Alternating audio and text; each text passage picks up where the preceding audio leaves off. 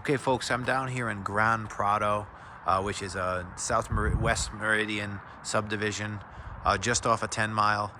This house we're about to look at is the Amelia floor plan. I like it a lot. Uh, this is on Morere Street, 3304 Morere Street in Prado. 4 beds. I think it's 2,635 square feet, right around there. Has a lot, comparable to the Lennox, I think, with maybe a little bit more functional living space. I'm just walking into this one for the first time right now, so figured I'd this is the 5 bedroom on our list. That's awesome. Okay. This door right here sometimes is that opening we saw earlier. You'll see if you took that space, in the Lennox, we saw that open den. This would have been the open den, except they built out the closet here. You see the little, they literally just built the closet in this room and closed that wall off to give you your 5 bedroom house. I like that a lot because it makes this room functional as an office. So a family with 3 kids could buy this house or rent this house from you and have an office space as well. I didn't turn any of the lights on because I kind of like to feel how dark a house is when I get in here. I'll turn them on as I go around, but you've got full bathroom here. Again, this is a full 3-bath house. So 5 bed, 3 bath. I mean, it's not a huge shower, but there's one down here that makes a big difference. And you can call it a proper 3 bath. This house has a huge living space here too. I'm not sure the video's doing that justice, but it is a really nice, big, open area. These are 8-foot ceilings. It was 9-foot ceilings on the last house. That doesn't really matter. It does feel different, but unless you're comparing 9-foot versus 8-foot, I don't think it's that big a deal for a renter. And this has more livable square footage down here. Walk-through dining room, but there's a lot of space here. And then, again, thoughtful design package in the kitchen. Like, it feels good and modern in here without being edgy, Double wide patio too. And I would consider this a good, manageable backyard. I think it's a privately owned property on the other side of this fence. Here's what I like about standing back here. The uphill creates a privacy scenario that I wouldn't get otherwise. So whatever happens back there, I think it is right now. Yeah, I can see the end of you can see a little top of a barn over here. This will be no back neighbors for the time being until that property sells. But they wouldn't sell to CBH, or this would have been built into the subdivision. So I would say it's a holdout property. That gives you an opportunity for the next year or so to market as no back neighbors. And I personally am a privacy guy. I like that. The topography of that hill, I wouldn't say it's not steep. I would say it's mowable. That would be my main concern, is sometimes you'll get into, there's not a lot of hills out here, but when you're on one, mowable is the real litmus test. You could terrace that with boulders. That wouldn't be crazy. This also has that back fence finished.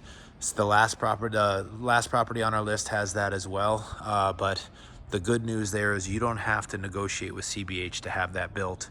The side fences will need to be built, and the design of their concessions are to be spent on particular items.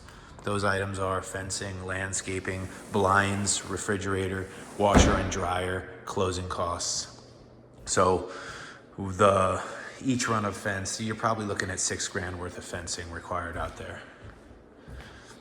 Good pantry. This house has a 3-car garage too, so at $520,000 with the extra square footage and the 3-car garage and the 5 bedrooms, I would say if I'm spending $520, I'm not buying the Lennox up in Dover Place. I'm buying this one down in Prado. Not a remarkably large garage, but plenty big, a standard 3-car garage. The 3rd bay on these houses is worth $20 to $25K. So the garage alone justifies the price down here compared to the last one we saw together. Again, that last one was about location. You're in a fine location here. It literally took me 7 minutes to drive from the other house to get here. You're still on the 10-mile corridor, and 10 Mile is a huge target for commercial development. There was the bonus room on the Lennox. This house, I think, just does a better job of bonusing. You know, the bonus room is better here. Big, big landing. This house has a beautiful view of the foothills over here too. You can't really tell from this video, but right here you're looking at the Oahe Mountains. I can see their snow caps. I have an unobstructed forever view of those from this bonus room. I always point those things out because they make a big difference in a world of subdivisions where a lot of the houses are comparable. Views matter. Bedroom number 2. The first one was downstairs. Great sized bedroom. It's a little bit bigger than the Lennox, but nothing crazy big, like probably 12 by 12. Oh yeah, the other bedroom's over here. The master's around that other corner. Bedroom number 4. Again, very comparable rooms, nothing crazy here. Utility room, you got a little bit of a shelf there too for folding laundry, that's nice. Then you get a full bathroom here. You get your laminate in the extra rooms. That seems to be pretty consistent from CBH. But also, those are very cost effective and very cheap to replace if for some reason a tenant ruined them. And then the master is a big room. This is probably 15 by 13, 14 feet. I like their placement of the windows too. It's pretty obvious where you're gonna put your bed in here, and that leaves a lot of room for bureaus and stuff. Here's a good look at that property behind the house. I mean, right now, other than the disheveled looking abandoned building, which, you know, doesn't really bug me anyway, this has a really cute country vibe back here. And then you walk through you do have the courts up here in the master. Again, smart design packers. They're just making it simple for people to enjoy the design without being edgy or like super modern. They're just giving that clean modern touch.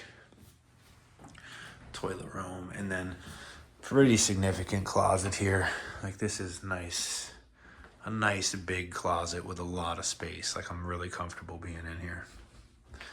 All right, so that's the Amelia. This one's priced at $519,000. I want to say it's a $25,000 concession on this house. I'll have to double check that, but from being out and looking around today, so far, this house stands out to me as being the most valuable, with the 3-car garage, the 5 bedrooms, the view of the Hawaii Mountains from the bonus room, and overall square footage.